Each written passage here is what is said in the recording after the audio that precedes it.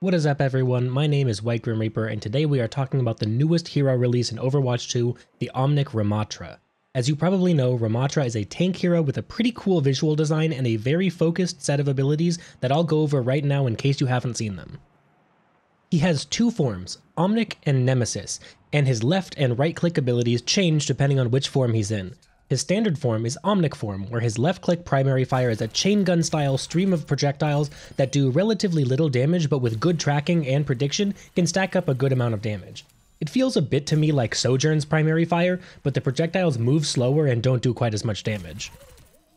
His right click is a placed shield that only lasts for a relatively short amount of time, about 5 seconds.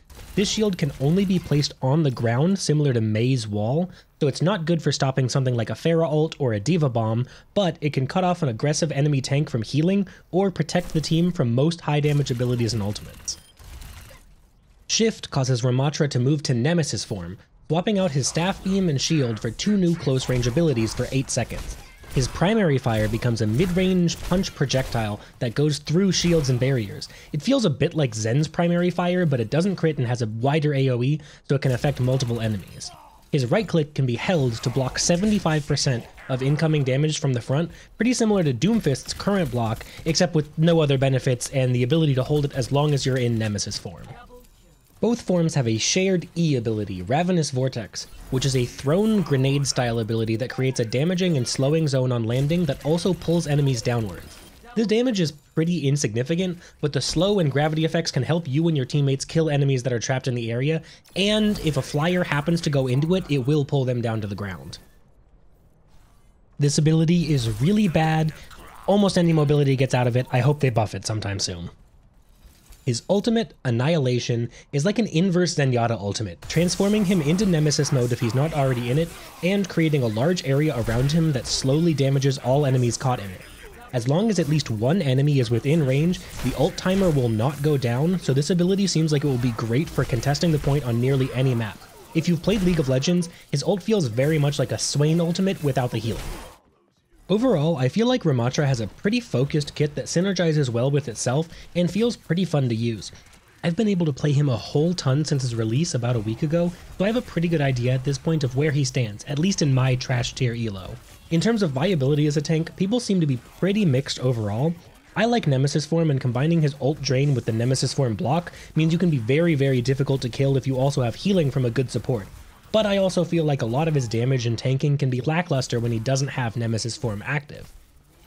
He can also be an absolute hog for healing, which depending on your healers and your team comp might not exactly be the best thing and can absolutely aggravate your healers, especially if they're your friends repeatedly having to heal you while you play Ramattra every game.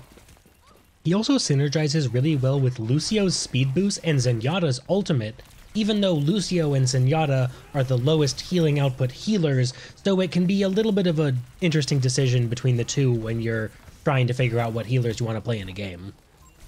I also want to take a second to go over my opinions on his current matchups against other tanks. He does well into most of the closer range or barrier tanks, particularly Sigma and Rein. D.Va is also a pretty good matchup. I think his worst matchups are against Hog and Orisa, and people online seem to agree with this. He's not immune to CC while blocking in Nemesis form, so he can be pretty easily bullied with hooks and spears, which also make him drop his block while he's stunned or pulled. Monkey and Doom are both pretty annoying to deal with since it's really hard to keep them in range of Nemesis attacks or your ult. I haven't seen a ton of Junker Queen, but I felt overall pretty good about the 1 or 2 games I did play. I haven't played against a Zarya or a Ball yet, but I imagine the matchup for both is relatively even, if not probably favored against Ball. I have seen like 2 Ball players total in all of my games since Overwatch 2 came out. While I don't think he's completely broken on release or entirely unplayable, I have been having a ton of fun playing him, and as a resident Brigmain / monkey brain press W and left click machine, another big beefy boy to play far too aggressively with is always alright with me. And that is it. If you like this video, make sure to give it a like, subscribe, bell icon, all that good stuff, and be sure to follow me on Twitch and Twitter as well. See ya!